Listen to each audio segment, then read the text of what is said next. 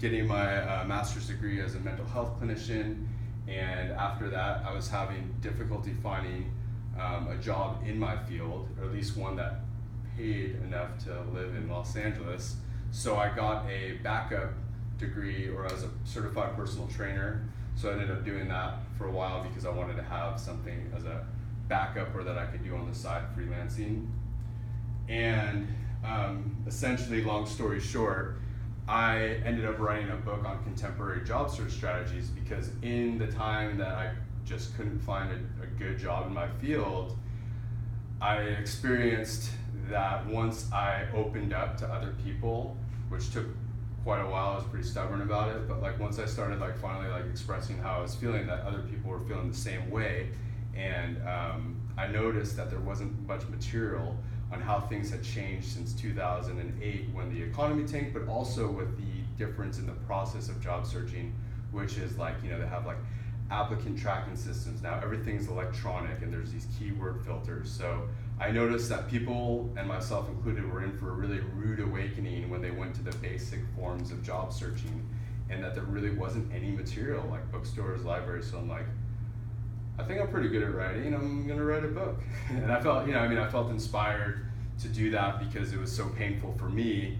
and I wanted to help other people in that area.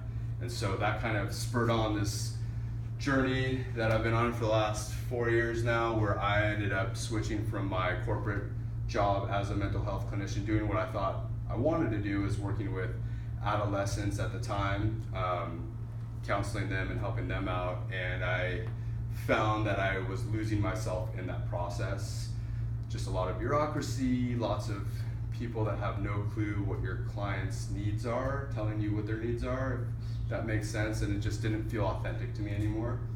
So I ended up, through a lot of resistance and fear and doubt, putting my services out there. I just launched a book, and so now, fast forward to 2.5 years later, I run an online coaching and consulting company. It's called BYOB Coaching and Consulting.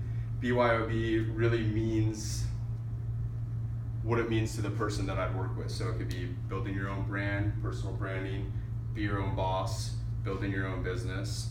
And what I really feel passionate about, and I'm going to talk about a lot today, is the 80-20 modality that I implement, which is a strengths-based coaching modality.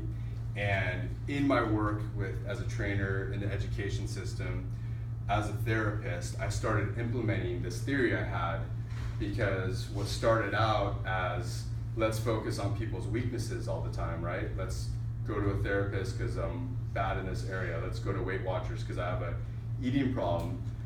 Rather than putting all the focus on that with my clients, I'm like, well, let's focus on what this person's strengths are and what they're already good at, and let's find out what that is first of all. So I think that's a huge component, is the assessment phase and finding out what are our strengths, what are we best at. And I know a lot of us could be good at many different things, or as someone in the audience mentioned earlier, is like, well, how would I narrow down the talents? And that's another one of the challenges, is like, well, what are you best at?